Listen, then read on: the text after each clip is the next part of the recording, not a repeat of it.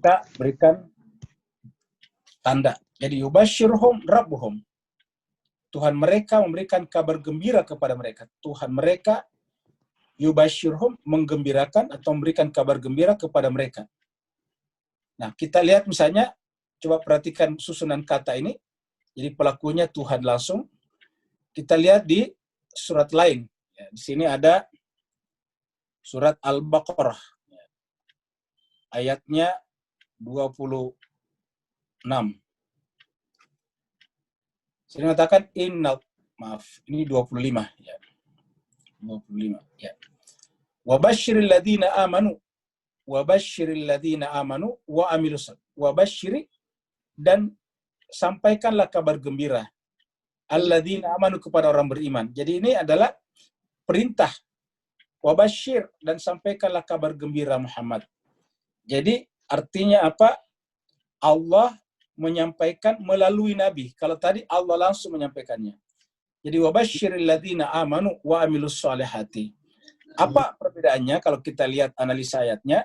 Itu adalah ayat sebelumnya adalah berbicara tentang kitab suci. Jadi kita membaca kitab suci itu sudah besar perhatian Allah kepadanya. Tetapi menggunakan kata wabashshir. Tapi kalau sudah sampai pada tingkat beriman, berhijrah dan berjihad tadinya, nah itu sudah sampai pada tingkat yubashshirhum rabbuhum. Tadi kata-kata di surat At-Taubah. Jadi kita baca dulu dari 23 ini, ya. Jadi kita baca di ayat 23, ya. Wa in kuntum fi raibin mimma nazzalna. Jadi ini jelas Al-Qur'an. Jika kalian ragu, raibin. In kuntum fi raibin, jika kalian ragu, ya. Jika kalian ragu, mimma nazzalna ala abdina, terhadap kitab suci yang kami turunkan kepada hamba kami, yaitu Muhammad, fa'tu bi suratin, bikinlah satu surat, mim misli, yang serupa dengannya. Wada'u syuhada'akum, panggil saksi-saksi ahli-ahli kalian. Wada'u syuhada'akum, panggillah ahli-ahli kalian. Min dunillah, selain daripada Allah. In kuntum shadiqin, jika kalian termasuk orang-orang yang benar. In kuntum shadiqin. Jadi ini berkaitan dengan meyakini Al-Quran sebagai kitab suci dari Allah. Kata yakin di sini adalah lawan daripada raib, ragu. Jadi tidak ada keraguan, berarti yakin. Nah, jadi kalau kita sudah meyakini dengan pengetahuan kita bahwa Al-Quran itu benar-benar dari Allah, dan karenanya kita bersungguh-sungguh menjadikannya sebagai mata pelajaran utama, lalu kemudian di ayat 24 Allah berfirman, fa'illam taf'aluh, disuruh bikin tadi Al-Quran. Fa'illam taf'aluh, maka jika kalian tidak mampu membuatnya, walan taf'aluh, dan ini lan sekali-sekali tidak akan sanggup membuatnya. Jadi permulaannya adalah lam. Ya.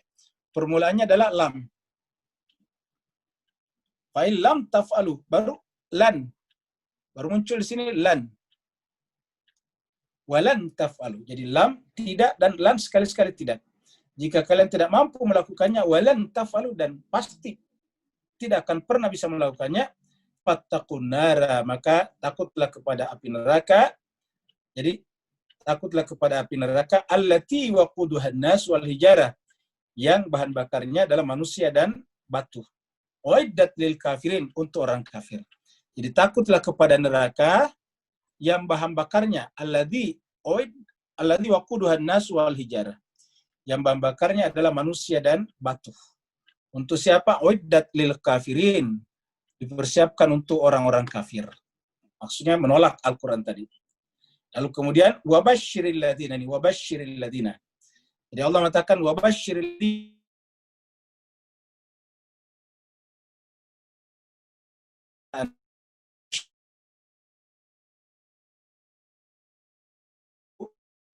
gembirakanlah alladzina amanu, orang-orang yang beriman, wa amilus solihati, dan beramal soleh, wa amilus solihati, anna lahum jannatun tajri min tahtiha al-anhar, bahwa mereka akan mendapatkan sorga.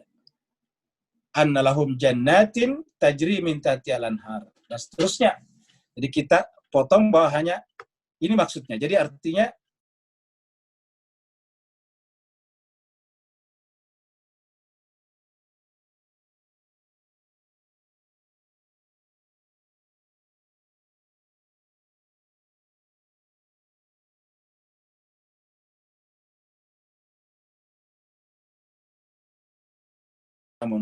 kalau yang ini yubashshiruhum rabbuhum birahmatin minhu. Jadi Tuhannya menggembirakan mereka atau memberikan kabar gembira kepada mereka dengan apa? Birahmatin minhu, dengan rahmat dari sisinya. Jadi dengan rahmat dari sisi Allah Subhanahu wa taala. Kenapa rahmat? Karena yang selalu kita minta adalah rahmat. Kita berdoa Rabbana la tuzigh qulubana ba'da idh hadaitana wa hab lana min ladunka rahmatan. Kita mengucapkan salam, Assalamualaikum warahmatullahi wabarakatuh. Kita masuk ke masjid, Allahumma ftahli abwaaba rahmatika. Jadi selalu rahmat yang kita minta. Jadi yubashshiruhum rabbuhum birahmatin minhu, rahmat dari Allah, dari sisinya. Waridwanin. Baru kemudian mendapatkan juga ridho, yaitu keridhaan Allah.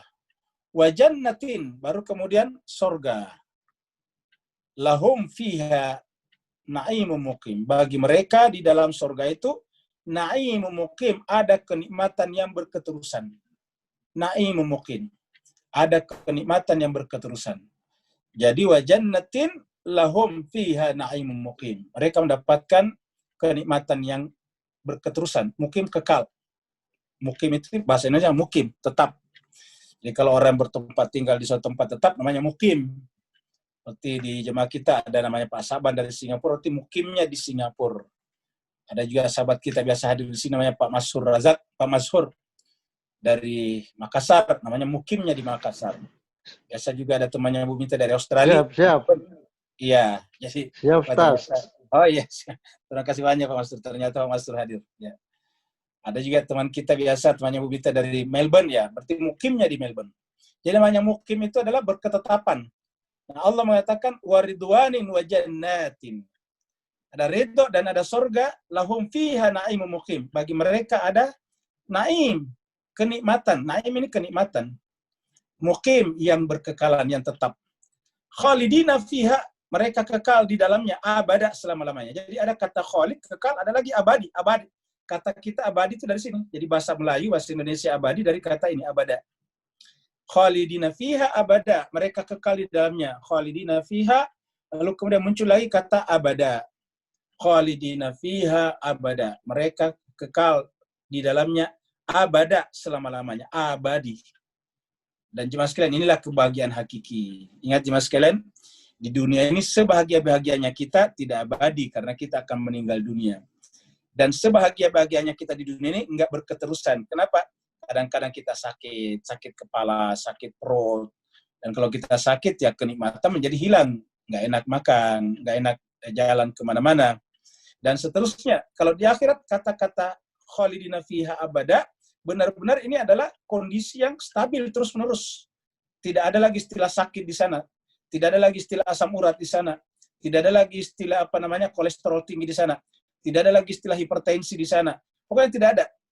Ya, di mukim. Kenikmatannya na'imu muqim, kenikmatan yang berkekalan.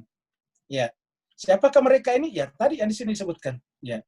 Yaitu alladzina amanu wa hajaru wa jahadu fi sabilillah. Jadi 3 unsurnya di sini. Alladzina amanu wa hajaru wa jahadu. Ya. Jadi 3 unsurnya. Walladzina amanu wa hajaru wa jahadu. Orang yang beriman, berhijrah dan berjihad. Jadi beriman, berhijrah, berjihad. Jadi 3. Amanu wa hajar wa jahadu. Ya. Mereka itulah yang dikatakan yubashshiruhum rabbuhum birahmatin minhu wa ridwanin wa jannatin lahum fiha na'imun muqim khalidina, mereka kekal fiha di dalamnya abada selama-lamanya. Innallaha indahu ajrun azim. Sungguhnya Allah di sisinya ajrun azim, pahala yang agung. Ini ajar, pahala, imbalan, gaji. Kalau di dunia namanya gaji, pahala, imbalan, untung, profit. Azim yang sangat besar. Kata azim. Bahkan tadi di sini disebutkan dengan a'damu darajatan. Sini tadi dikatakan a'damu darajatan indallah. A'damu darajatan ini dari kata azamu. A'damu darajatan indallah. Jadi kalau bentuk biasanya, bentuk normalnya itu azim ini, azim dalam ayat ini. Innallaha indahu ajrun azim. Sungguhnya Allah SWT di sisinya ajrun azim. Ada pahala yang besar. Di sisi Allah ada pahala yang besar. Ajrun azim. Ya ayyuhalladzina amanu, baru ayat berikutnya. Ya ayyuhalladzina amanu, wahai orang-orang beriman, la tattakhizu aba'akum wa ikhwanakum aulia. Jadi di sini muncul kata aulia, wali. Tulis dengan sekutu, aliansi.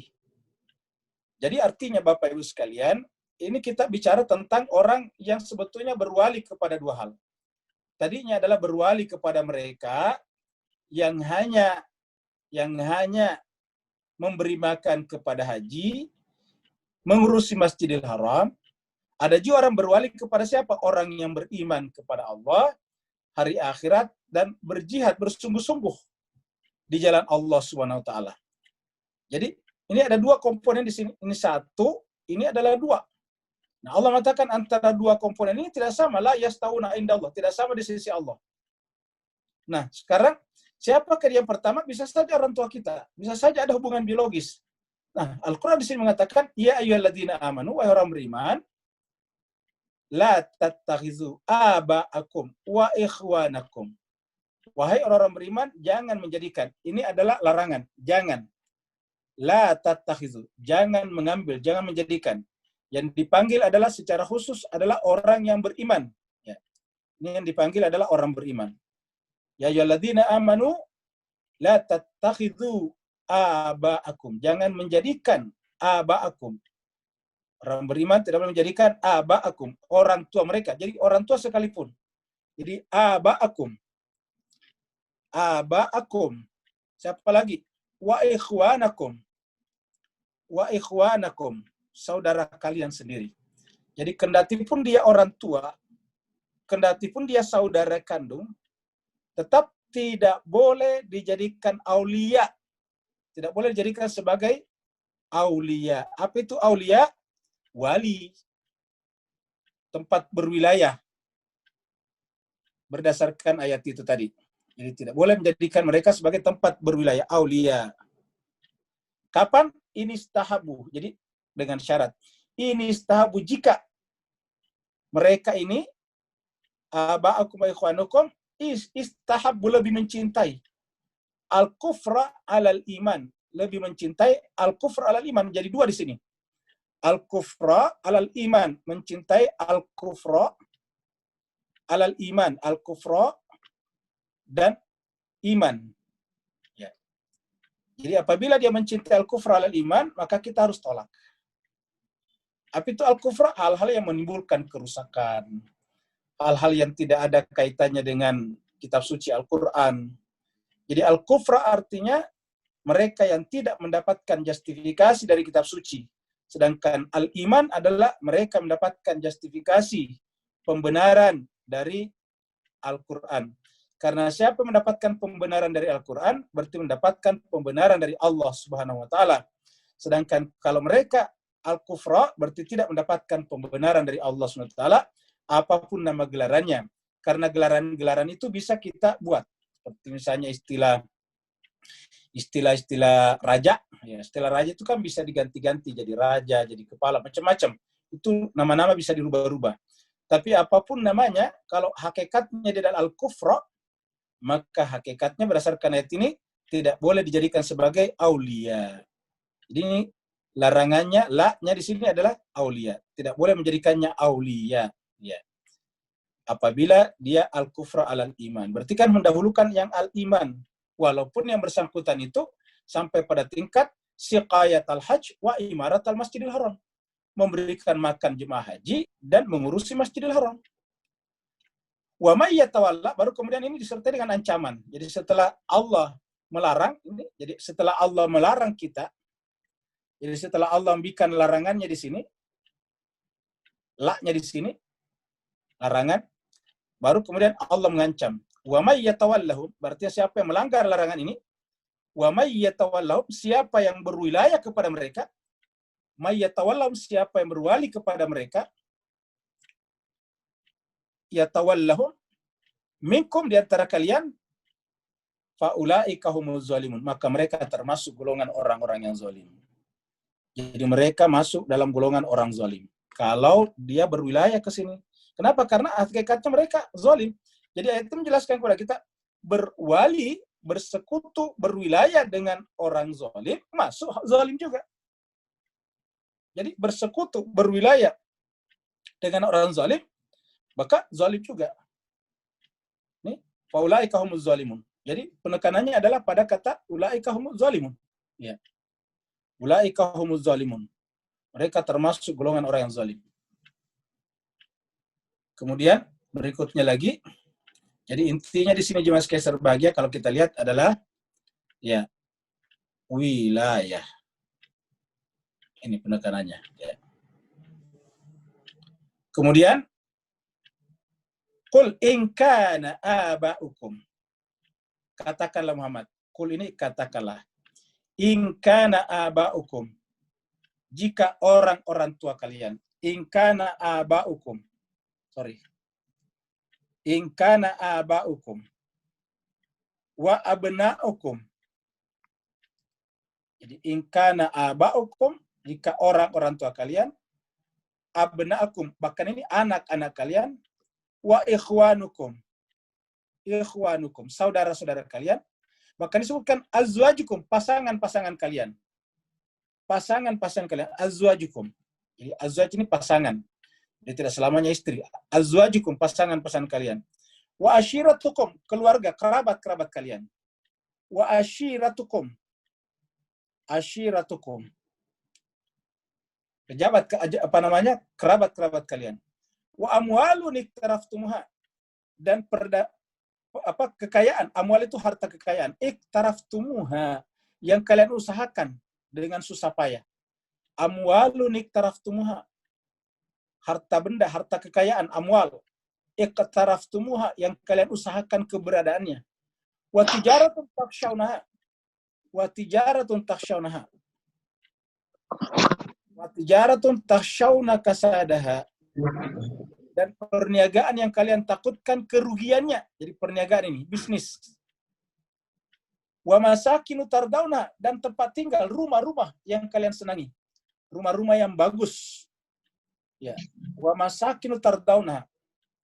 Jadi 1 aba'ukum, 2 abna'ukum, anak-anak kalian, 3 ikhwanukum, saudara-saudara kalian, 4 adalah azwajukum, pasangan-pasangan kalian, 5 ashiratukum, tempat keluarga kerabat kalian, amwalun iktaraftumuha, harta benda yang kalian usahakan, 6, 7 wa tijaratun takhshawna kasadaha, 1, 2, 3, 4, 5, 6, 7, 8 wa masakinu tardawna, dan tempat tinggal yang kalian senangi. Ya, jadi ada 8 pasal di sini.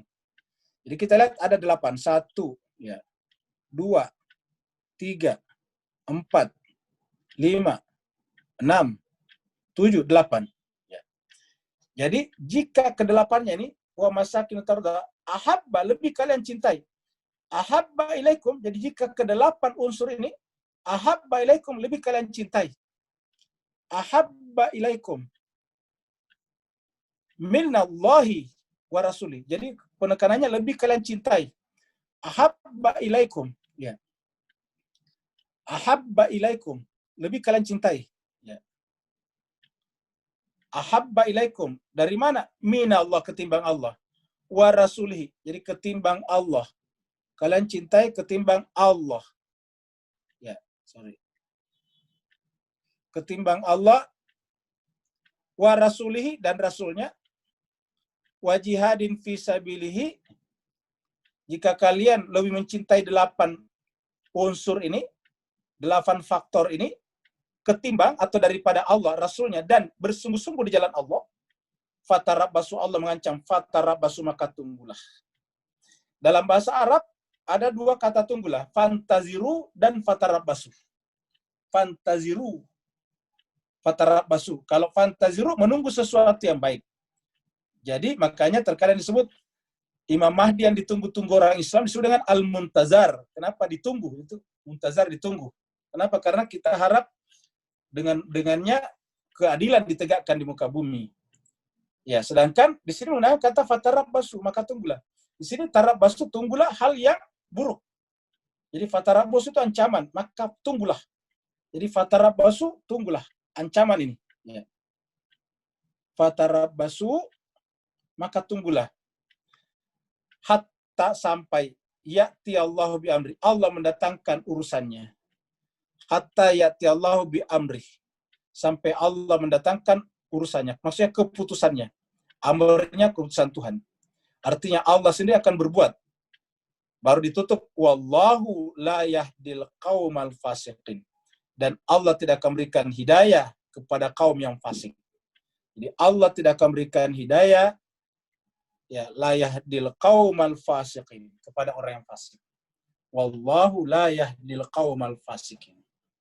Nah, jadi kita lihat artinya kalau dia mengaku beriman tetapi lebih mencintai orang tuanya, anak-anaknya, saudara-saudaranya, istri suaminya, kerabat-kerabatnya, harta bendanya, perniagaannya, rumah tempat tinggalnya, lebih mereka cintai ketimbang Allah dan Rasulnya dan bersungguh-sungguh di jalan Allah, maka Allah akan memberikan keputusannya dan Allah tidak akan memberikan petunjuk kepada orang yang fasik. Kenapa? Mereka disebut dengan fasik. Jadi mencintai 8 unsur ini daripada Allah dan Rasulnya dan bersungguh-sungguh di jalan Allah, namanya fasik. Ya, jadi namanya fasik. Laqad nasarakumullahu fi mawatina katsirah.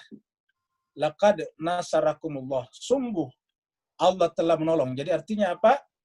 Terbukti di dalam ayat ini dikatakan bahwa umat Islam beberapa kali mendapatkan pertolongan. Di antaranya lagi adalah di dalam ayat 25 ini. Walaqad nasarakumullah. Sungguh Allah telah menolong kalian. Jadi karena umat Islam berwilayah, bersekutu dengan Allah dan Rasulnya, maka Allah menolongnya. Jadi dikatakan sungguh. Jadi Allah mengingatkan bahwa Allah telah menolong mereka. Laqad nasarakumullah.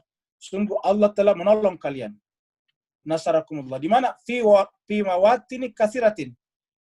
Fi mawatini katsiratin. Di beberapa tempat, di medan-medan perang yang banyak. Jadi di beberapa tempat-tempat peperangan, mulai dari Badar, Uhud, dan sebagainya, Khandaq, Allah selalu menolongnya. Termasuk di Tabuk yang kita bicarakan beberapa waktu yang lalu. Jadi mawati ini tidak dikata watan. Watan itu tempat-tempat, negara-negara. Jadi fi mawatina katsiratin. Di tempat-tempat, di medan-medan yang banyak. Jadi sudah dapatkan pertolongan di tempat-tempat, di medan-medan yang banyak. Dan terutama lagi, wa yauma Hunaini, dan pada hari Hunain. Jadi disebutkan secara khusus, wa yauma Hunaini. Jadi penekanannya di sini adalah yauma Hunaini. Ya. Penekanannya di sini adalah yauma Hunain. Ya. Yauma Hunaini. Ya. Hari Hunain. Maksudnya pada saat terjadinya perang Hunain. Hunain ini nama tempat. Ya, di manakah Hunain ini berada dan apa yang terjadi pada Hunain? Ini perang Hunain. Kapan terjadinya? Mari kita lihat dulu dengan gambar-gambar ini. Saya ambilkan dari Wikipedia supaya gampang kita baca semuanya ini. Ya. Ini pertempuran Hunain ataukah perang Hunain. Adalah pertempuran antara Nabi Muhammad kita sallallahu alaihi wasallam dan pengikutnya melawan kaum Badui dari suku Hawazin dan Saqif. Jadi suku Hawazin dan Saqif terjadi pada tahun 8 Hijriah ini, 8 Hijriah. Jadi kejadiannya pada 8 Hijriah. 8 Hijriah. Kejadiannya pada tahun 8 Hijriah. Nah, sedangkan surat At-Taubah yang kita bicarakan terjadi pada tahun ke-9 Hijriah. Tahun 8 Hijriah ini terjadi perang Hunain adalah pada saat Nabi sedang ada di Mekah, baru terjadi Futu Mekah, Fathul Mekah. Jadi kita ceritakan bahwa Fathul Mekah atau Futu Mekah, takluknya Mekah kembali, itu terjadi pada tahun 8 Hijriah. Setelah setahun atau 2 tahun sebelumnya, terjadi perjanjian Hudaybiyah. Lalu kemudian terjadi Futu Mekah pada tahun 8 Hijriah. Nah, pada saat Nabi ada di Mekah, tiba-tiba orang-orang Badui dari Hawazin dan Saqif ini sekitar Taif menggerakkan banyak sekali sekutu mereka, sekitar 12.000 orang, untuk menyerang Nabi yang sedang ada di Mekah. Jadi Nabi masih ada di Mekah bersama dengan sahabat-sahabatnya. Tiba-tiba mereka menggerakkan pasukan, ingin menyerang Nabi. Bagi mereka, mumpung dia sudah dekat. Mereka kan selama ini menyerangnya ke Madinah jauh. Nah sekarang mumpung Muhammad dan orang-orangnya sedang ada di Mekah. Sedangkan Taif ke Mekah itu begitu dekat. Mereka ini adalah penghuni sekitar Taif, Hawazin dan Saqif. Jadi mereka ini tempatnya adalah perjalanan dari Mekah ke Taif ini. Jadi namanya Hunain, perjalanan dari Mekah ke Taif. Ya, pertempuran ini berakhir dengan kemenangan telak bagi kaum muslimin. Jadi pertempuran ini berakhir dengan kemenangan mutlak bagi kaum muslimin. Iya.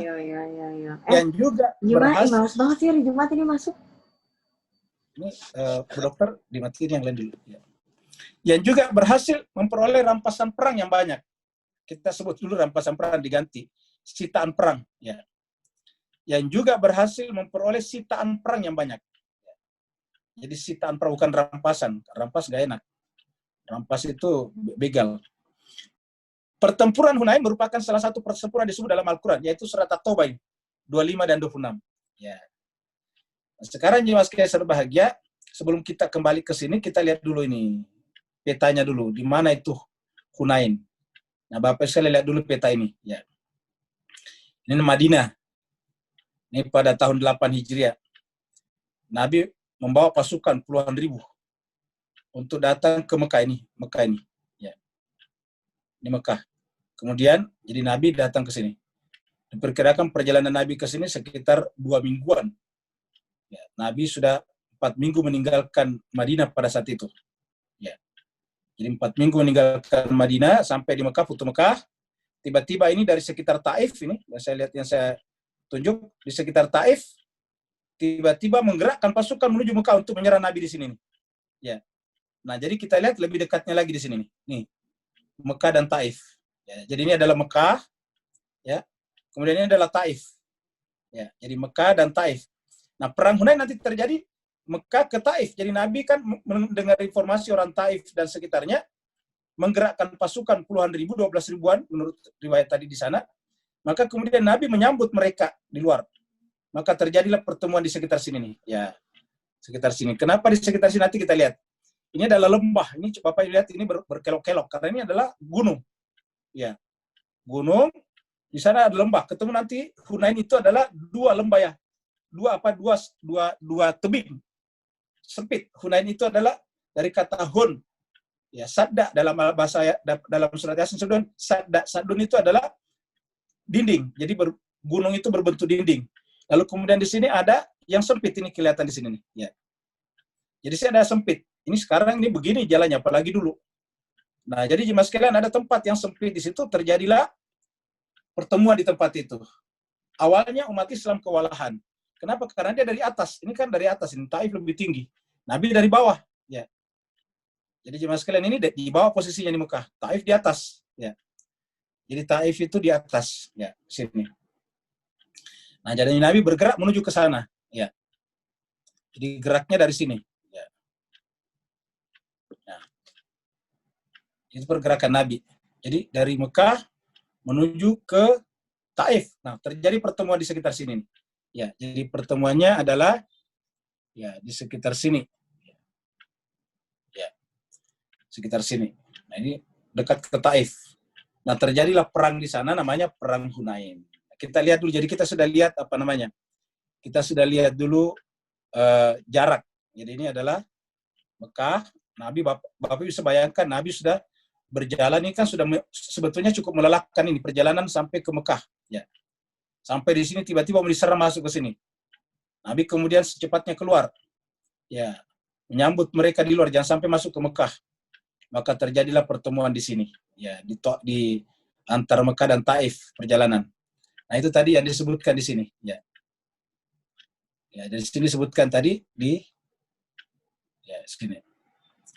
Ya, jadi ini adalah perjalanan dari Mekah ke Taif. Ya, pertempuran ini berakhir. Terus kemudian suku Hawazin dan para sekutunya dari suku Taif mulai menyiapkan pasukan mereka ketika mengetahui bahwa Nabi Muhammad dan tentaranya berangkat dari Madinah. Jadi sejak Nabi berangkat dari Madinah menuju Mekah, Maka dia juga sedang mempersiapkan diri. Yang ketika itu masih dikuasai kaum kafir Quraisy. Ya, jadi artinya apa? Mereka dapat informasi bahwa Muhammad dan pasukannya datang ke Mekah. Maka dia mempersiapkan diri. Nabi sampai di Mekah, mereka menggerakkan pasukannya. Jadi rencananya mereka ingin menyekap Nabi di Mekah. Lalu kemudian Nabi justru keluar dari Mekah. Jadi sini dikatakan, ya, Nabi SAW pun mengetahui maksud suku Hawazin dan Taif dan memerintahkan pasukan bergerak menuju Hawazin dengan kekuatan 12.000 orang. Jadi Bapak sekalian bayangkan pada saat itu 12.000 orang. Terdiri dari 10.000 Muslim, jadi 10.000 Muslim yang datang dari Madinah, serta yang terus serta dalam penaklukan Mekah, ditambah 2.000. Jadi 10.000 orang ini yang datang dari Madinah, yang ikut dalam penaklukan Mekah. Namanya Fathul Makkah. Ditambah dengan 2.000 orang Quraisy Mekah yang baru masuk Islam, ingat, yang baru masuk Islam. Termasuk siapa di sana? Termasuk Abu Sofyan. Ya, jadi termasuk Abu Sofyan. Jadi 12.000 juga disiapkan Nabi, 10.000 dari Madinah, 2.000 yang baru masuk Islam di Mekah. Ini kan tadi terjadi Fathul Makkah. Maka pada saat itu juga Nabi sudah melibatkan 2.000 orang penduduk Mekah. Hal ini terjadi 2 minggu setelah penaklukan Mekah. Jadi 2 minggu setelah penaklukan Mekah. Atau 4 minggu setelah Nabi meninggalkan Madinah. Jadi diperkirakan dari Madinah ke Mekah 2 minggu. Kemudian Nabi ada di Mekah sudah 2 minggu juga. Lalu kemudian akan diserang oleh Badui Hawazin tadi. Pasukan Badui terdiri dari suku Hawazin, Saqif, Bani Hilal, Bani Nasr, dan Bani Jasham. Nah, sekarang bagaimana jalannya pertempuran ini menarik. Saat pasukan Muslim bergerak menuju daerah Hawazin, jadi pasukan Muslim bergerak menuju daerah Hawazin, pemimpin kaum Badui, yaitu Malik bin Auf An-Nasri, menyergap mereka di lembah yang sempit. Nah, lembah yang sempit itu yang disebut dengan Hunain. Karena Hunain itu dua dinding gunung. Ya, terjadilah pertemuan di sana. Jadi Bapak bisa bayangkan mereka dari atas ketemu di lembah. Itu jalan menuju ke Taif, dan naik dari Taif menuju ke Mekah harus lewat situ. Kaum Badui menyerang dari ketinggian menggunakan batu dan panah. Ya, batunya tentu kayak ketapel sekarang. Mengejutkan kaum muslimin dan menyulitkan organisasi serangan kaum muslimin. Pasukan Muslim mulai mundur dalam kekacauan dan tampaknya akan menderita kekalahan. Jadi dari kejadian awal kelihatan kalau umat Islam itu kewalahan. Karena diperkirakan mereka juga dari Taif ada 12.000 orang. Ya. Begitu umat Islam kacau, siapa yang pertama bergembira atas nyaris kalahnya umat Islam? Justru Abu Sofyan. Ini Abu Sofyan. Ya. Ini disebutkan di Wikipedia. Saya sebutkan Wikipedia. Jadi Abu Sofyan, jadi pemimpin Quraisy Abu Sofyan, jadi ini disebutkan Abu Sofyan. Ya. Ini Abu Sofyan. Ya. Pemimpin Quraisy yaitu Abu Sofyan.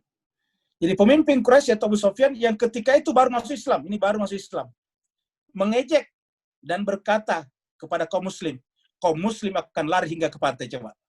Jadi artinya apa? Ada rasa gembira kalau umat Islam kalah. Kenapa? Memang dia baru masuk Islam dan masuk Islamnya terpaksa. Namanya Islam tulaqa. Islam yang menyusul, yang terpaksa, yaitu ketika terjadi Futuh Mekah. Ya. Jadi Abu Sofyan ini adalah Islamnya belakangan. Ya. Dan ketika umat Islam mulai nyaris menderita kekalahan, mereka justru seakan-akan gembira dengan mengeluarkan pernyataan mengejek dan berkata kaum Muslim akan lari hingga ke pantai. Ya. Kaum Muslim kata dia akan lari sampai ke pantai. Ya. Kaum muslimin akan lari hingga ke pantai. Maksudnya dia telah umat Islam sudah ketakutan. Ya. Pada saat kritis ini, ya, kita besarkan sedikit ya supaya kelihatan. Ya. Pada saat kritis ini, sepupu Nabi, yakni Ali bin Abi Thalib, dibantu pamannya Abbas mengumpulkan kembali pasukan yang melarikan diri. Jadi disebutkan Ali bin Abi Thalib. Pada saat itu, Ali bin Abi Thalib muncul. Mengorganisasi kembali pasukan. Ya. Ali bin Abi Thalib. Jadi pada saat kritis sepupu Nabi, yakni Ali bin Abi Thalib dibantu pamannya Abbas mengumpulkan kembali pasukan yang melarikan diri. Dan organisasi kaum muslimin mulai terbentuk kembali. Hal ini juga dibantu dengan sempitnya medan pertempuran. Tadi Hunain, yang menguntungkan kaum muslimin sebagai pihak bertahan. Nabi kan dari bawah, ya tinggal bertahan. Pada saat ini seorang pembawa bendera dari kaum Badui menantang pertarungan 1 lawan 1. Jadi Bapak Ibu sekalian, pada saat itu gentleman satu persatu. Ketika sudah berhadapan-hadapan pasukan ini. Jadi Ali bin Abi Thalib tadinya sudah mulai berhasil mengorganisasi kembali, menyemangati kembali pasukan muslim yang tadi sudah mulai kocar-kacir. Ternyata sudah mulai terbangun kembali bersama dengan Abbas, pamannya sendiri. Abbas ini adalah adik kandung juga daripada ayahnya Nabi kita, ya, Abbas. Abbas adik daripada Abdullah. Nah, jadi mulai kembali tertata sekarang. Pada saat berhadapan-hadapan dan umat Islam sudah bertertata, tiba-tiba ya dari kaum Badui menantang pertarungan 1 lawan 1. Ya, siapakah yang berani menerima tantangan itu? Ali. Coba Ali menerima tantangan ini. Ya. Jadi Ali lah yang berhasil menerima tantangan ini. Jadi kita lihat Ali berhasil menerima tantangan ini. Ya. Ali menerima tantangan ini dan berhasil mengalahkannya. Ya. Ali menerima tantangan ini, jadi artinya Ali lah yang berhadapan-hadapan dengan panglima petarung dari Badui itu. Dan apa yang terjadi berhasil mengalahkannya. Ya.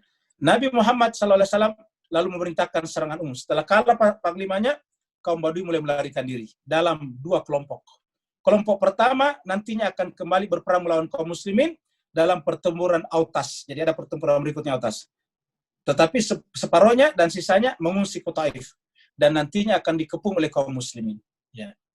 Jadi jemaah sekalian berbahagia, kesimpulannya, pasukan muslim berhasil menangkap keluarga dan harta benda dari suku Hawazin yang dibawa oleh Malik bin Aus ke medan pertempuran. Sitaan perang ini, saya ganti sitaannya, sitaan perang ini termasuk 6.000 tawanan. Berarti tinggal 6.000, kan tadi 12.000 kita sebutkan. Berarti tadi yang terbagi 2 itu tinggal 6.000. Ya, kalau sama berarti masing-masing 3.000. Jadi sitaan perang ini termasuk di dalamnya 6.000 tawanan, 24.000 onta, 40.000 kambing. Ya wajarlah 40.000 kambing. Orangnya saja 12.000 orang satu kali makan, coba berapa kambing yang harus disembelih. Serta 4.000 wakih perak. Satu wakih itu kalau sekarang 213 gram perak. Nah, penutupnya, kesimpulannya, pertempuran ini mendemonstrasikan keahlian Ali bin Abi Thalib dalam mengorganisasi pasukan dalam keadaan terjepit. Ya. Jadi itulah kelebihan Sayyidina Ali bin Abi Thalib. Sehingga dikatakan, la fata illa Ali. Nabi mengatakan begitu. Wala saifa illa Zulfikar. Ya, jadi ini adalah pertempuran yang dimenangkan oleh Ali. Ya. Itulah sebabnya kalau di kampungnya Pak Masur Razak di Sulawesi Selatan sana, ada namanya Pak Jaguruna Baginda Ali. Ya, artinya apa? Artinya serangannya, ya, serangannya Sayyidina Ali bin Abi Thalib. Jadi dikenal di sana. Kenapa? Karena dia petarung nih. Pertempuran ini mendemonstrasikan keahlian Ali bin Abi Thalib. Bukan hanya dalam mengorganisasi tadi, tapi juga satu-satu. Jadi ketika tadi ada tantangan pertarungan satu-satu, dia juga yang menerimanya. Dan ternyata menang, tanpa luka sedikit pun juga. Nah, jadi jemaah sekalian berbahagia, itulah perang yang terjadi di Hunain. Ya. Nah, jadi jemaah sekalian saya berbahagia, kita kembali ke sini tadi. Jadi sudah kita tahu apa itu Yauma Hunain. Jadi laqad nasarakumullahu fi mawatin katsiratin.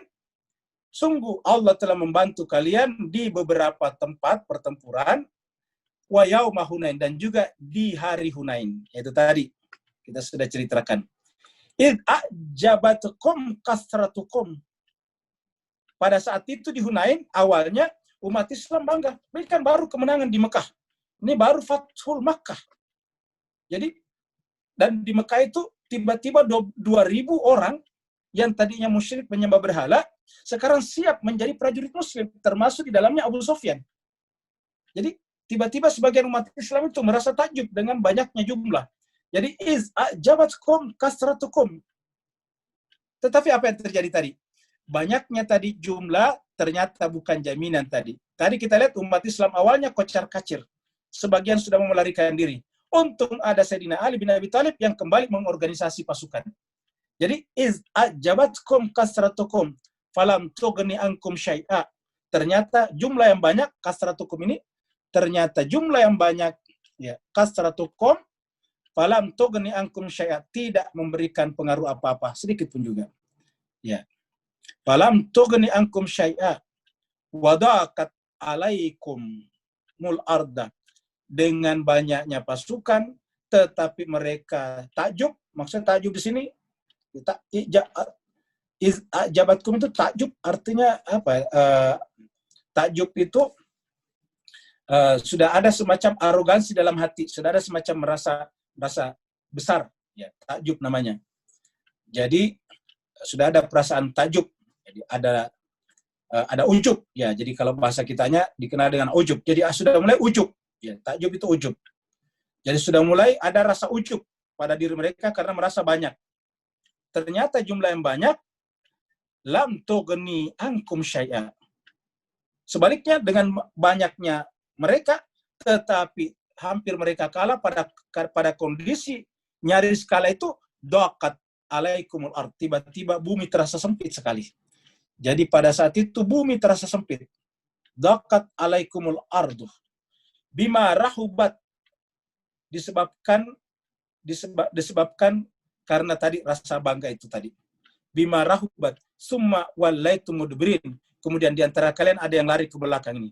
Summa wallaitum mudbirin. Ya. Padahal aslinya bumi luas. Ya, bima rahubat. Summa wallaitum mudbirin. Tapi mereka kembali lari ke belakang. Sebagian lari tadi ke belakang. Ya. Summa wallaitum mudbirin. Kemudian kalian berpaling, lari, mudbirin membelakang. Maksudnya tadi dalam kondisi terjepit, dalam kondisi tadi terserang mendadak dari atas, maka kemudian banyak di antara mereka yang panik dan kacau. Ya, untungnya tadi ada Ali bin Abi Thalib. Nah, jadi itu adalah ayat 25. Sekarang kita lanjutkan ayat 24. Ya. Ini tadi sudah ya 24. Sekarang 25 ya. 25 juga sudah. Ini berarti sudah kok muncul lagi nih. Ya, ini 26 ya. Zumma anzalallahu sakinatahu ala rasulihi. Ini tadi sudah 25 kita lihat. Mereka tadi nyaris kalah ya. Mereka tadi nyaris kalah di sini. Ya. Jadi nih nyaris kalah di sini nih, ayat 25. Summa wallaitum mudbirin, padahal mereka banyak. Lalu kemudian muncul ayat ini, ya, ayat 26. Ya. Summa anzalallahu sakinatahu. Kemudian Allah menurunkan sakinah, ketenangan, ala rasulihi, dan kepada rasulnya, wa alal mu'minin, dan kepada orang mukmin. Terutama siapa tadi di sini? Sayyidina Ali bin Abi Thalib. Jadi ketika dikatakan ala rasuli wa alal mu'minin, ini Sayyidina Ali terutama. Kenapa? Karena Sayyidina Ali lah di sana yang tetap tenang. Dia tetap tenang. Jadi walaupun yang lain itu panik, Rasul dan orang mukmin di sini tetap sakinah. Ya. Jadi tetap dapat sakinah dari Allah Subhanahu wa taala. Summa anzalallahu sakinatahu. Jadi artinya apa? Karena orang ini adalah orang-orang yang luar biasa, maka Allah selalu memberikan sakinah, ketenangan dalam jiwanya. Ala rasuli wa alal mu'minin, atas rasulnya dan atas orang mukmin. Wa anzala junudan, dan ternyata Allah menurunkan bala tentara. Ya, jadi pada saat itu Allah menurunkan bala tentara. Wa anzala junudan lam tarauha. Allah menurunkan bala tentara yang kalian tidak lihat. Lam tarauha. Jadi ternyata di sana ada junud. Ya, junud itu tentara, jundun. Itu jamannya junud. Jadi di sini kita lihat jemaah sekalian ada rasulnya, ya. Kemudian ada lagi wa alal mu'minin. Lalu Allah menurunkan kepada keduanya karena sakinah. Jadi sakinah jemaah sekalian ini mengundang pertolongan Allah, sikap sakinah. Ya. Lalu kemudian Allah menurunkan junudan lam tarawha, yang kalian tidak lihat. Jadi ada pasukan tetapi kalian tidak melihatnya. Ya. Lam tarawha. Wa adzabal ladzina kafaru, sehingga kemudian orang kafir itu terazab, maksudnya terkalahkan, tersiksa dengan kejadian itu. Wa adzabal ladzina kafaru, dengan begitu Allah mengazab orang-orang kafir tadi. Adzabal ladzina kafaru. Kafaru tadi adalah orang-orang dari Taif dan sekitarnya. Wa dzalika jazaa'ul kafirin, dan itulah imbalan ataukah hukuman bagi orang-orang yang kafir.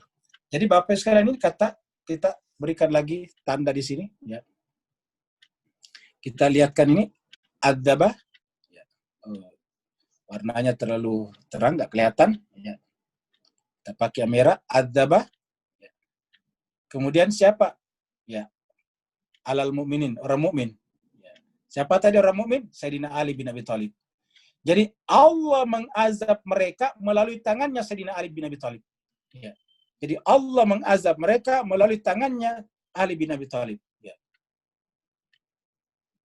Orang mukmin mengazab mereka melalui tangannya tadi Ali. Karena ini menggunakan kata-kata azab. Azab itu memberikan azab. Jadi Allah memberikan azab kepada mereka melalui tangannya tadi Sayyidina Ali bin Abi Thalib. Ya. Kenapa orang mukmin? Ya karena tadi banyak. Tetapi pemimpinnya tadi Ali bin Abi Thalib. Sampai duel tadi satu-satu Sayyidina Ali, Imam Ali di sana. Ya. Nah, jadi jemaah sekalian, summa yatubullahu min ba'di dzalika ala may yasha. Setelah kejadian itu, sebagian mereka yang tadinya sudah akan lari, kemudian Allah menerima taubat mereka. Kenapa ada taubat? Karena dalam Islam tidak boleh, haram hukumnya pasukan untuk lari dari medan peperangan. Kenapa? Karena lari dari fisabilillah namanya. Maka tidak boleh sama sekali. Maka terhadap mereka tadi yang sudah mulai kocar-kacir itu, sampai Abu Sufyan mengatakan orang Islam akan lari sampai ke pantai, maksudnya pantainya pantai Jeddah, ya. Nah, bayangkan Mas Kaiser bagi Abu Sufyan berkata seperti itu, dan Bapak bisa bayangkan tadi ini, ya. Ini namanya Jeddah, ini pantai. Jadi artinya dia mengatakan orang Islam itu akan lari nanti sampai pantai sini nih. Ya, itu kata Abu Sufyan. Dia akan lari ke sini, ya. Nah, jadi sampai ke pantai kata ayat itu tadi. Baru kemudian ya ayyuhalladzina amanu, ya ini tadi belum selesai, ya baru 26 27 summa yatubullahu min ba'di dzalika, Allah menerima taubatnya setelah itu. Yatubullahu min ba'di dzalika, Allah menerima taubatnya setelah kejadian itu. Yatubullah min ba'di dzalika, pada siapa? Ala may yasha, kepada yang dikehendaki. Ala may yasha, karena apa? Karena Allah itu wallahu ghafurur rahim. Allah itu memang adalah Ghafurur Rahim. Ya. Allah adalah Maha Pengampun lagi Maha Penyayang. Sekarang ayat 28. Ya ayyuhalladzina amanu. Wahai orang-orang yang beriman. Jadi kembali ke cerita Mekah tadi. Jadi tadi dimasukkan di situ karena ini ketika Nabi sedang ada di Mekah. Jadi surat At-Taubah, surah yang turun di saat Nabi sedang futuh Mekah, yaitu sekitar tahun 9 Hijriah. Yang terkait juga sebelumnya dengan perang Tabuk. Nah sekarang, ya ayyuhalladzina amanu, wahai orang-orang beriman. Innamal musyrikuna najasun. Orang beriman, orang musyrik itu najasun. Jadi innamal musyrikuna najasun. Apanya yang najis? Ya, yang najis tentu adalah jiwanya. Kenapa? Karena jiwa itu hanya untuk Allah saja. Jadi jiwa itu hanya untuk Allah, bukan untuk yang lain-lain. Jadi jiwa kita itu jemaah sekalian adalah untuk Allah. Jadi kalau kita lihat ini jiwa di sini, ya, ini jiwa kita. Katakan ini adalah jiwa, ya, jiwa. Ini sebetulnya hanya untuk Allah saja. Tidak boleh yang lain masuk. Ini adalah Allah.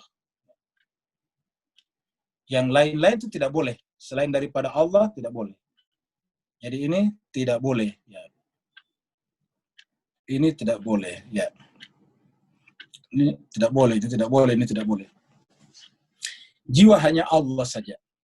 Nah, ketika ada yang lain masuk, misalnya keinginan untuk mendapatkan tadi harta rampasan perang atau sitaan perang, berarti kan ada faktor duniawi dalam jiwa mereka. Nah, kenapa tadi Allah dan Rasulnya sakinah? Ya karena di dalam jiwanya tidak ada yang lain selain daripada Allah Subhanahu wa taala. Jadi jiwa kita hanya untuk Dia saja. Maka ayat ini mengatakan orang musyrik itu najasun. Kenapa? Karena di dalam jiwanya ada selain Allah, di dalam jiwanya ada selain Allah. Ya. Jadi selain Allah masuk. Jadi kalau orang musyrik itu ini dimasukkan. Ya. ini dimasukkan, ini dimasukkan, ini dimasukkan. Nah, sehingga di dalam jiwanya ini adalah, ya, di dalam jiwanya ini banyak sekali kotoran-kotoran, namanya najasun. Lahirlah tadi kata najasun, ya, najasun. Ya, ini najasun. Ya. Lahirlah najasun. Ya. Innamal musyrikuna najasun. Orang musyrik itu jiwanya najasun, najis. Ya. Fala yakrabul masjidal haram ba'da amihim hadza. Maka mereka tidak boleh lagi mendekati Masjidil Haram. Fala yakrabul Masjidil Haram. Maka mereka tidak boleh mendekati Masjidil Haram. Ya. Tidak boleh mendekati Masjidil Haram.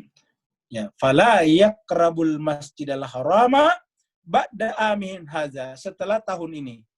Yaitu tahun apa tadi? Tahun Fathul Makkah. Jadi sejak tahun Futuh Makkah itu, maka tidak boleh. Tadi setelah diberikan masa 4 bulan. Maka sejak tahun ini mereka tidak boleh lagi mendekati Masjidil Haram. Maksudnya tanah suci. Wa in khiftum ailatan, ya. Wa in khiftum ailatan, jika kalian takut ailah akan kemiskinan, karena ingat peran orang musyrik di sana itu juga ada faktor ekonomi diuntungkan di sana, karena mereka datang menyembah berhala dari berbagai tempat.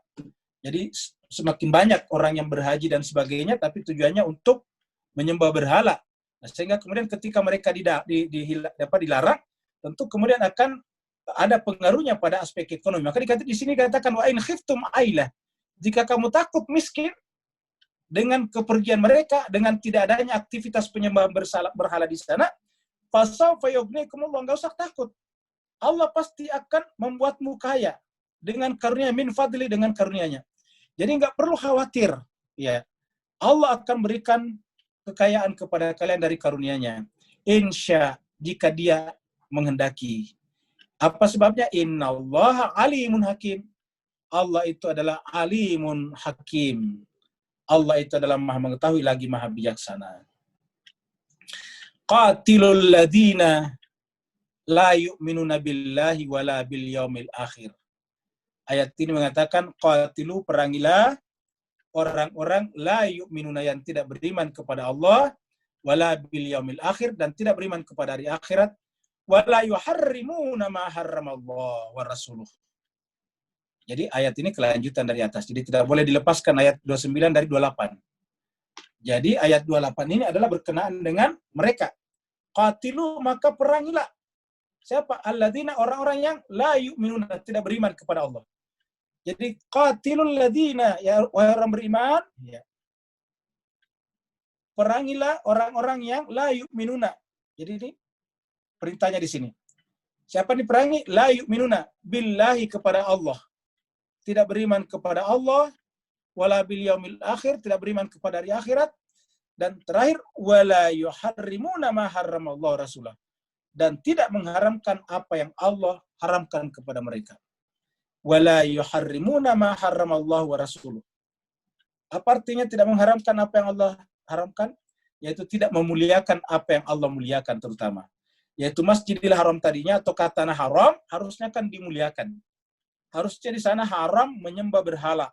Kenapa? Karena tempat itu sejak zamannya Nabi Ibrahim, Ismail, dan Hajar alaihissalam, tempat itu adalah dibuat khusus untuk penyembahan hanya kepada Allah. Maka tempat itu disebut dengan tanah haram, artinya haram menyembah selain Allah. Yuharrimuna ma haramallah, mereka ternyata tidak mengharamkan apa yang Allah haramkan dengan menggantungkan patung-patung di Ka'bah lalu menyembahnya. Wala yadinuna dinal haqqi, dan mereka tidak lagi beragama dengan agama yang benar. La yadinuna, jadi mereka tidak beragama dengan dinul haq. Jadi ada kata dinul haq di sini. Dinul haq. Jadi artinya apa? Din itu banyak jenisnya. Karena jenis itu artinya peraturan hidup. Peraturan hidup itu bisa dari Tuhan, bisa dari manusia. Bisa juga dari Tuhan sebagian dicampur dari manusia sebagian. Namanya tahrif. Jadi la yadinuna dinal haq. Mereka tidak beragama, tidak mengikuti peraturan dengan peraturan yang benar. Yaitu kenapa? Karena harusnya mereka yang ada di sana menggunakan peraturan agama Ibrahim, yang nama lainnya adalah Millah Ibrahim. Millah Ibrahim itu adalah jenis agama juga. Mereka tidak bermillah dengan Millah Ibrahim, sehingga mereka mencampur adukkan antara tempat yang harusnya disucikan dengan perbuatan yang diharamkan, yaitu menyembah berhala. Jadi la yadinuna dinal haqqi minal ladina utul kitaba, di antara orang-orang yang, jadi ini kejadian di Mekah bahkan diperluas oleh Tuhan bahwa banyak orang tidak beragama dengan agama al-haq, padahal mereka juga mendapatkan kitab suci tadi, yaitu dicampur baurkan oleh tahrif. Minal ladina utul kitaba, di antaranya juga ada yang utul kitabah. Jadi ada juga yang utul kitabah, alladina utul kitabah. Hatta yu'tul jizyata. Jadi perangilah mereka sampai mereka mau berdamai. Maksudnya berdamai tidak lagi menyerang tadi Nabi. Bapak Ibu bisa bayangkan tadi, tiba-tiba mereka ingin menyergap Nabi di Mekah, itu kan fatal sekali. Kalau intel-intelnya Nabi, badan intelijennya Nabi tidak memberikan laporan secepatnya, itu sangat berbahaya. Bayangkan 12.000 pasukan dari luar tiba-tiba mengepung Mekah dan mereka ada di Mekah. Ya. Nah, maka ini berbahaya. Maka harus mereka dipaksa untuk mengikuti peraturan dengan agama yang benar, peraturan yang benar. Dengan cara apa? Tidak harus mereka masuk Islam. Yang penting mereka tidak menyembah berhala di tanah suci, tanah haram. Yang kedua adalah yu'tu al-jizyata, membayar jizyah. Ya. Membayar jizyah. Kalau di dalam terjemahan agama, ya, Bapak Ibu sekalian, kalau terjemahan Departemen Agama ini menggunakan kata al-jizya, upeti, membayar upeti. Ya, harusnya kalau kita ini membayar pajak kalau sekarang ini. Dia kan bayar pajak. Karena apa? Karena orang Islam bayar zakat. Jadi orang Islam membayar zakat, terkena juga humus dari hasil pendapatannya dari medan perang. Nah, mereka membayar apa? Jizyah. Jadi orang Islam membayar zakat, membayar humus, dan sebagainya. Sedangkan mereka membayar bukan istilahnya humus, bukan istilahnya zakat, juga bukan istilah yang lain, tetapi al-jizyata. Ya, jadi kalau diterjemahkan upeti ini nggak bagus. Upeti itu kan biasanya sogokannya. Jadi upeti, ya, jadi semacam persembahan kepada raja, itu upeti. Jadi kita jizyah, yaitu bayar zakat, bayar pajak. Karena dia sudah diterlindungi oleh wilayah negaranya Nabi. Jadi yu'tul jizyata an yadin wahum sagirun. Mereka harus membayar jizyah, ya, an yadin, dari hasil usaha mereka. Yadin itu tangan, ya. Jadi hasil usaha mereka, makanya terjemahannya di bawah justru bagus nih. Membayar pajak, ini bagus nih, jizyah pajak. Kok di sini terjemahnya putih. Jadi Bapak sekali lihat ini. Jadi terjemahannya Departemen Agama, satu buku beda-beda ini. Ini adalah upeti. Sini bagus nih, jizyah atau pajak nih. Ini artikel upeti nggak cocok ini. Cocok ini, pajak. Ya. Kemudian biyadin, ya, an yadin. Ya. Saya artikan an yadin itu dari usaha mereka. Ya, dan dari usaha tangan mereka. Wahum sagirun, dan mereka dalam keadaan menyerah. Sagirun itu kecil, maksudnya mereka menjadi bagian. Sagirun saya artikan menjadi bagian unsur yang penting dalam kehidupan berbangsa dan bernegara. Jadi dia mengakui dirinya itu adalah bagian kehidupan berbangsa dan bernegara. Setelah itu mereka bebas. Yang penting jangan di Mekah bikin penyembah berhala. Kenapa? Karena itu adalah tempat yang haram untuk perbuatan itu. Ya. Mereka tidak harus masuk Islam. Kenapa? Karena itu adalah urusan mereka. Dan Nabi dan agama mengatakan la ikrah fiddin. Jadi tidak harus. Kemudian terakhir, waqalatil yahudu Uzair ibnullah. Sekarang tiba-tiba pindah kepada ahli kitab. Kenapa tadi ahli kitab? Karena terjadi namanya tahrif. Ya. Tahrif itu adalah perubahan beberapa doktrin-doktrin agama, baik itu perubahannya dengan merubah kitab suci, ataupun dengan merubah makna kitab suci. Tahrif atau perubahan terhadap tulisan atau lafaz namanya tahrif lafzi. Sedangkan perubahan atau tahrif terhadap maknanya saja disebut dengan tahrif maknawi, maknanya saja. Nah, di sini Allah mengatakan waqalatil yahudu. Jadi perubahan atau tahrif yang terjadi pada agama Yahudi dan Nasrani adalah wa qalatil yahudu Uzair ibnullah. Orang Yahudi tiba-tiba berkata, orang Yahudi tiba-tiba berkata, jadi ada dua di sini, Yahudi dan Nasrani, ya. Jadi ada Yahudi, ada dan Nasrani, ya, Kristen. Nah, Yahudi mengatakan Uzair ibnullah, Uzair itu putra Allah, ya. Jadi mereka mengatakan Uzair ibnullah. Sedangkan orang Yahudi mengatakan Al-Masihu, ya. Al-Masihu ibnullah. Ini terjadi perubahan ini. Ya. Karena ini kaitannya dengan tadi menyembah berhala. Jadi jemaah sekalian, tadi orang-orang Mekah juga yang aslinya menerima agama tauhid dari Nabi Ibrahim dan Ismail turun-temurun di tempat itu, tiba-tiba mereka tahrif juga itu ajaran Nabi Ibrahim, Millah Ibrahim, dengan menyembah berhala. Nah sekarang itu terjadi juga pada agama Yahudi yang lebih muda daripada agama Nabi Ibrahim. Ingat, Yahudi ini kan lebih muda daripada Millah Ibrahim di Mekah tadi. Ya. Nah mereka juga telah mentahrif, merubah, dengan membuat doktrin baru, yaitu Uzair ibnullah. Uzair itu adalah putra Allah. Uzair ini salah satu nabi yang di surat Al-Baqarah diceritakan yang pernah mati selama 100 tahun dan hidup kembali. Makanya disebut ini bukan sembarang orang. Uzair ibnullah. Uzair itu adalah putra Allah. Begitu juga dengan orang Kristiani, Nasrani, mengatakan Al-Masih ibnullah. Kenapa? Karena dia menganggap Al-Masih ini bukan sembarang orang, lahir tanpa ayah. Iya. Begitu juga banyak sekali mujizatnya.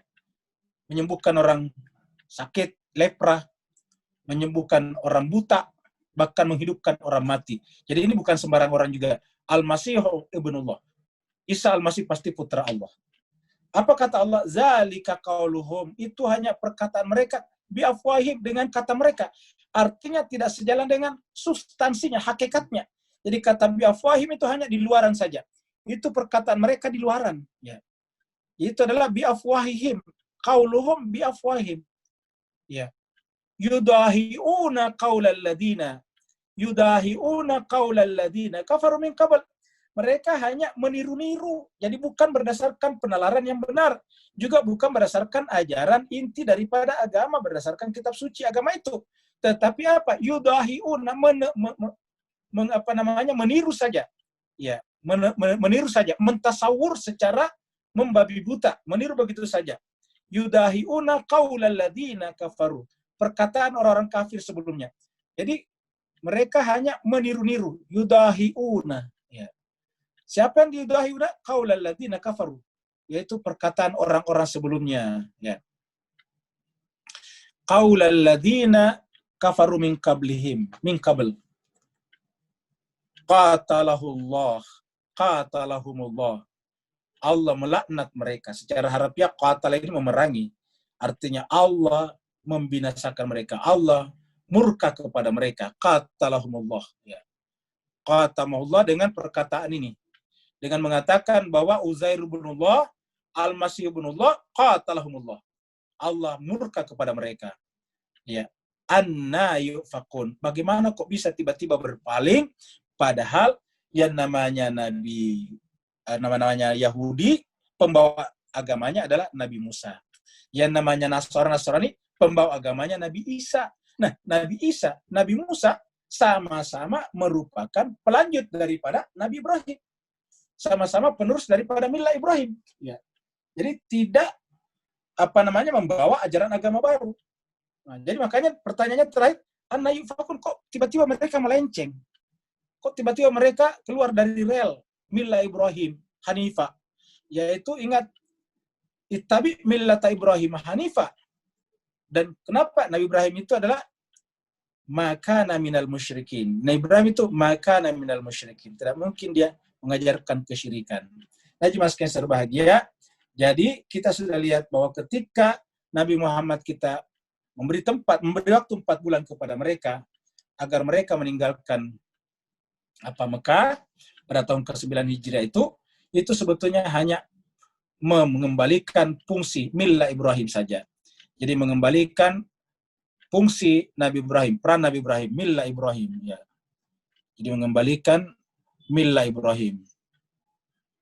Millah Ibrahim ya, yang pusatnya adalah di Tanah Suci. pusatnya adalah tanah suci. Ya. Pusatnya adalah tanah suci. Ya.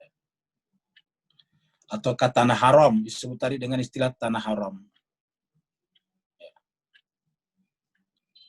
Karena di sana tidak boleh sama sekali orang menyembah-nyembah berhala.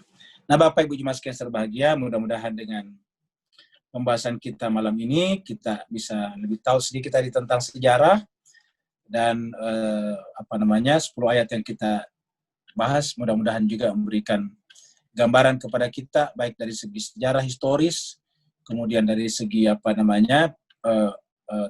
tahrif daripada agama kok tiba-tiba ada penyembahan berhala, dan apa yang harusnya dilakukan bagi umat Islam berkenaan dengan hal-hal seperti itu, karena ternyata tahrif itu bukan hanya terjadi pada orang penyembah berhala, tapi juga pada agama-agama yang dapat kitab suci dari Allah. Dan artinya apa? Karena kita juga dapat kitab suci, tidak tertutup kemungkinan juga bisa terjadi. Misalnya yang terjadi pada pemangku penguasa Masjidil Haram tadi.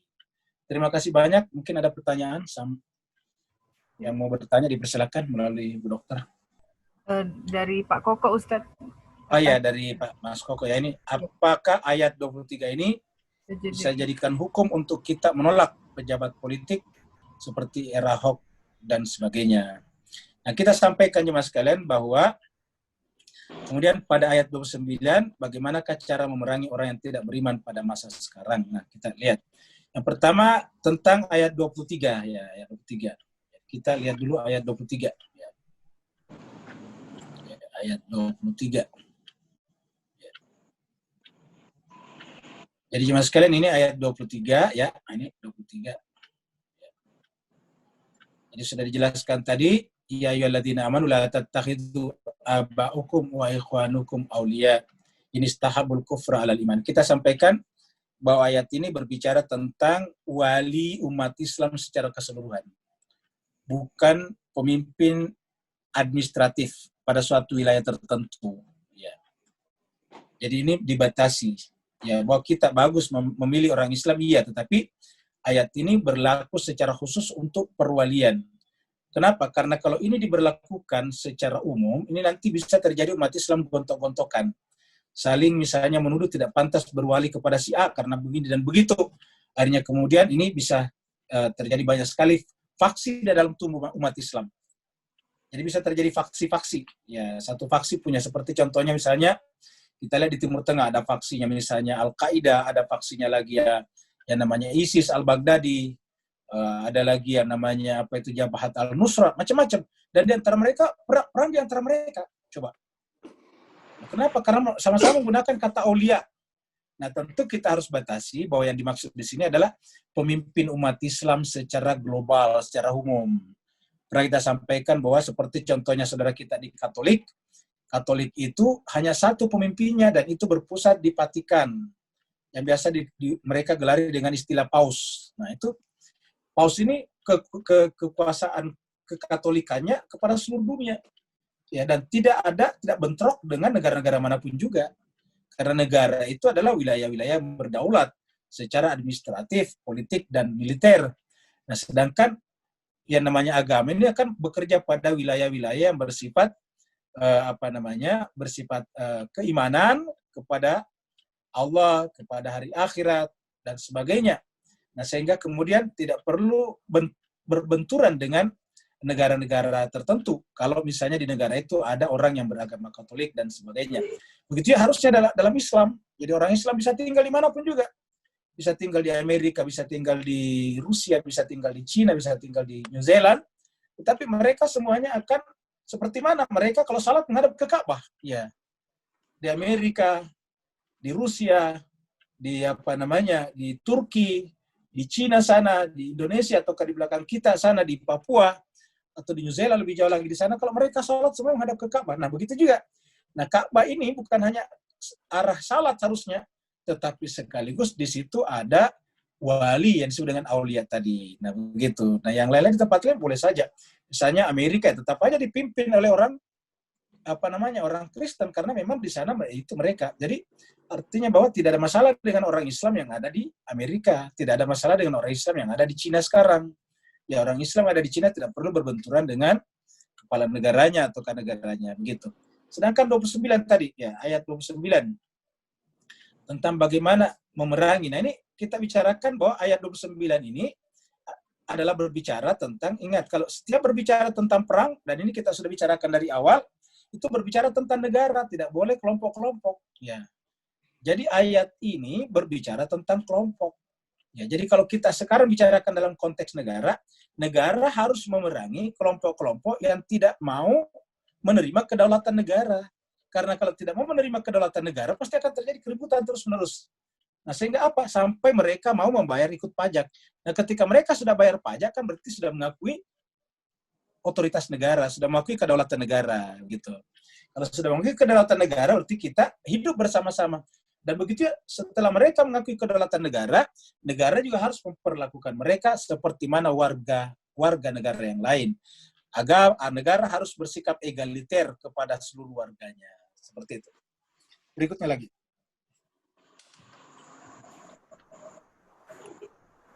Yang sudah tidak ada Ustadz kalau dari chat. Bapak Ibu mungkin ada yang mau bertanya, silahkan dinyalakan. Sama-sama Mas Koko. Ya.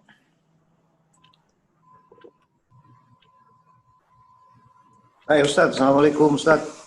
Waalaikumsalam warahmatullahi wabarakatuh. Kalau saya tadi baca dari ayat 19 sampai ayat berapa itu, kalau diibaratkan anak tangga, iman ini anak tangga pertama, anak tangga kedua hijrah, puncak anak tangga jihad. Ya, betul. Artinya kita tidak bisa mencapai tangga anak ketiga tanpa melalui proses ini. Ada yang kita tinggalkan, salah satunya Ustadz. Betul sekali Pak. Artinya kita juga tidak boleh berhenti di tangga anak pertama sekedar beriman tanpa melangkah ke tangga pertama, tangga kedua, tangga ketiga selanjutnya, begitu Ustaz. Betul sekali. Caranya Ustaz. Ya, jadi benar sekali ya. Jadi kita lihat di sini jemaah sekalian, ya, bahwa itu semacam anak-anak tangga seperti yang dikatakan Pak Andi tadi, ya. Jadi tingkatan-tingkatan tadi, ya, tingkatan-tingkatan. Ya, tingkatan-tingkatan. Yang pertama tadi adalah kan dikatakan aja'altum, mulai dari kata aja'altum siqayat al-haji wa imarat al-masjidil harami kaman amana billahi wal yawmil akhir la yastauna indallah. Ya, tidak sama di sisi Allah. Baru kemudian alladzina amanu wa hajaru wa jahadu fisabilillah. Ya. Alladzina amanu. Jadi yang pertama adalah iman, ya. Alladzina amanu, iman, ya. Jadi yang pertama sekali adalah iman, ya. Iman. Yang kedua adalah alladzina amanu wa hajaru hijrah. Ya. Yang ketiga adalah wajahadu, ya. Nah, ini kita lihat. Pertama, iman itu kan didasari atas pengetahuan. Makanya ayat pertama turun kan iqra, belajarlah. Ya, jadi belajarlah. Dari situ kemudian kita menemukan realitas tertinggi yang menjadi sumber dari seluruh realitas yang lain. Namanya Allah, iman. Nah, singkat cerita, iman kepada Allah, kepada Rasul, dan sebagainya. Nah, setelah itu kita siap hijrah. Apa namanya hijrah? Berpindah dari luar mereka yang kita imani ke dalam wilayah mereka kita imani. Jadi berhijrah itu sebetulnya adalah berwilayah. Tapi di sini ada yang kita imani. Siapa yang kita imani? Allah dan Rasulnya. Ya, Allah dan Rasulnya. Jadi ketika kita beriman kepada Allah dan Rasulnya, maka kita juga harus berhijrah kepada Allah dan Rasulnya.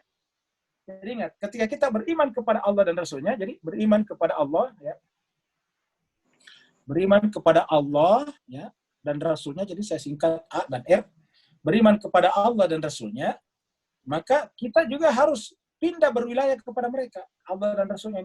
Nah, hijrah inilah yang dimaksud di sini. Ya. Makanya hijrah itu kepada Allah dan Rasulnya. Mana buktinya? Coba kita tunjukkan ayatnya. Ya.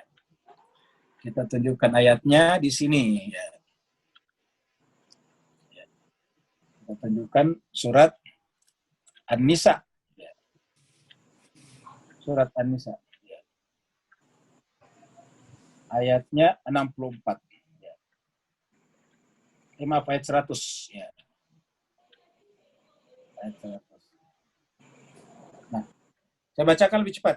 Wa may yuhajir fi sabilillahi yajid fil ardi muragaman katsira wa sa'atan. Siapa yang berhijrah di jalan Allah, dia akan menemukan muka bumi itu muragaman katsira wa sa'atan. Menemukan tempat-tempat dan jalan yang luas, ya, wasaatan. Jadi mereka menemukan pintu-pintu rezeki yang banyak dan luas. Wa may yakhruj min baiti, dan siapa yang keluar dari rumahnya, ingat, siapa yang keluar dari rumahnya. Wa may yakhruj min baitihi, ya. Siapa yang keluar dari rumahnya. Wa may yakhruj min baiti, siapa yang keluar dari rumahnya. Ya. Jadi kata kuncinya wa may yakhruj min baitihi, siapa yang keluar dari rumahnya. Ya. Dalam keadaan apa? Muhajiran. Ini kata muhajiran. Dalam keadaan muhajiran. Ya. Ini muhajiran. Muhajiran. Ya. Ya. Dalam keadaan berhijrah. Jadi muhajiran kemana? Ila Allah, kepada Allah. Jadi kita lihat berhijrah itu kepada Allah. Ya. Jadi berhijrah itu adalah kepada Allah ini. Ila Allah. Pada siapa lagi? Wa rasulihi, dan rasulnya. Ya. Ini jelas sekali. Berhijrah itu kepada Allah dan rasulnya. Ya. Nah, kalau dia sudah berhijrah kepada Allah dan Rasulnya sudah wilayah, lalu dia meninggal, maka Allah akan terima. Faqad waqa ajruhu ala Allah, maka Allah akan terima. Tapi kalau dia belum berhijrah kepada Allah dan Rasulnya, Allah tidak terima. Belum berwilayah tadi. Nah, jadi jemaah sekalian, itu yang disebut tadi di sini berwilayah. Jadi iman, hijrah kepada Allah dan Rasul. Nah, setelah kita berhijrah ke sana, banyak konsekuensinya, banyak yang tidak senang. Ya, coba lihat pada zaman Nabi ketika Muhammad SAW menjadi manusia biasa saja di Mekah, maksudnya belum menjadi Nabi, semua sepakat memberi gelar Al-Amin kepadanya. Tapi begitu Nabi mengajak mereka berwilayah kepada Allah melalui dirinya, mereka banyaklah yang keberatan di sana. Akhirnya diusirlah dari Mekah. Disebutlah tukang sihir, disebutlah kemasukan jin, disebutlah macam-macam. Kenapa? Makanya harus berpihak bersungguh-sungguh ini.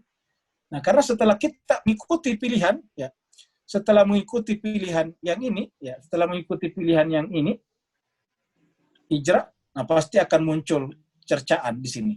Ya. Nah, inilah jihad bersungguh-sungguh di jalan Allah SWT.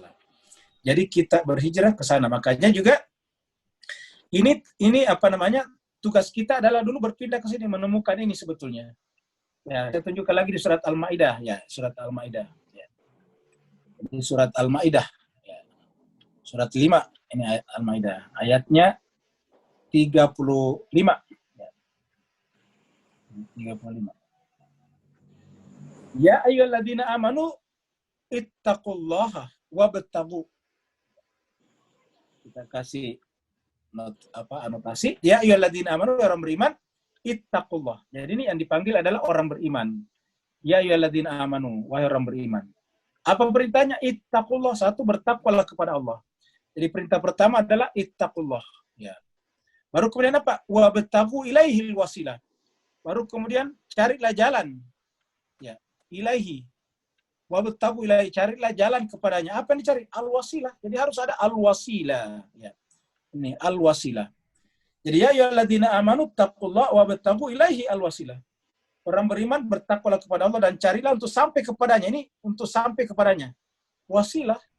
Nah, kepada wasilah inilah nanti kita harus berwilayah. Setelah berwilayah apa? Wajahidu. Nah, akan terjadi ini. Wajahidu fisabilillah. Setelah berwasilah ke sini, setelah berwilayah ke sini, wajahidu fisabilillah, maka bersungguh-sungguhlah di jalannya. La'allakum tuflihun. Jadi baru setelah itu bersungguh-sungguhlah di jalannya, ya. Jadi wajahidu fisabilillah la'allakum tuflihun. Mudah-mudahan dengan begitu kalian menang. Nah, bagaimana caranya tadi itu? Ini, ya.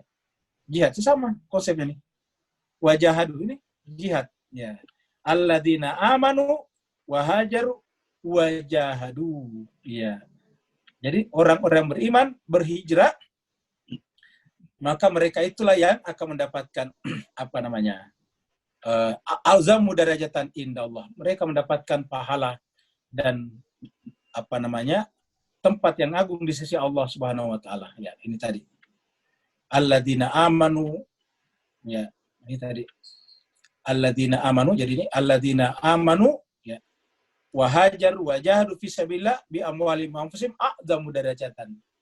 Jadi alladzina amanu wahajar wajahadu fisabilillah bi amwalihim wa anfusihim a'dzamu darajatan indallah wa ulaika humul faizun. Ini mirip tadi dengan yang ini ya. Mirip dengan yang ini. Alladzina amanu taqullah wa battagu ilaihil wasilah. Setelah itu wajahidu fisabilillah la'allakum tuflihun. Kira begitu. Ada lagi yang lain? Ada Ustadz, Ya, silakan. pertanyaan dari Mbak Dede. Salam Ustadz, terkait dengan ngaji sore ini tentang hijrah dalam surat An-Nisa, di mana Rasul diperangi lalu hijrah. Demikian pula Imam Ali hijrah ke Kufah. Bagaimana dengan bangsa Palestina? Apa sebaiknya mereka hijrah juga? Nah, jadi Mas Kaiser bahagia ya, bagus, pertanyaan bagus. Apakah ini bisa disamakan dengan dengan Palestina? Kalau ini berbeda. Kenapa? Karena yang namanya orang Yahudi di Palestina dan Israel, justru mereka pendatang, bukan orang situ. Ya. Jadi bukan orang situ, jadi mereka adalah para pendatang dari luar.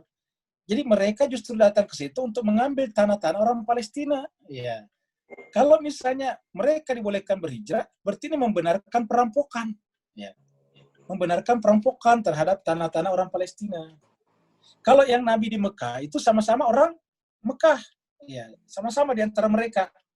Jadi di Mekah itu ada oknum-oknum tertentu yang tidak menghendaki Muhammad jadi Nabi, karena bagi mereka begitu jadi Nabi kan menjadi pemimpin. Nah kalau Nabi jadi pemimpin, terus posisi mereka apa?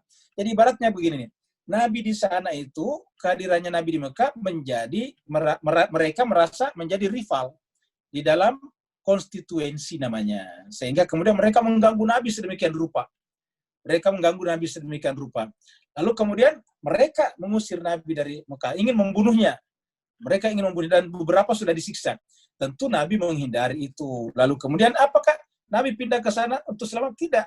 Nabi pindah ke sana itu sebagai strategi untuk kembali mengambil Mekah lagi. Nah kita lihat. Kenapa? Karena juga haknya di situ.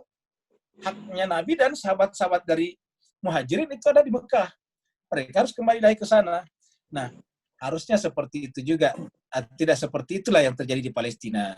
Jadi, Palestina ini terbalik, yaitu orang-orang yang datang dari luar mengambil tanah-tanah orang itu. Ya, jadi tidak bisa kalau dia pergi, justru akan membuat tanah-tanah mereka akan hilang selama-lamanya. Kira-kira begitu.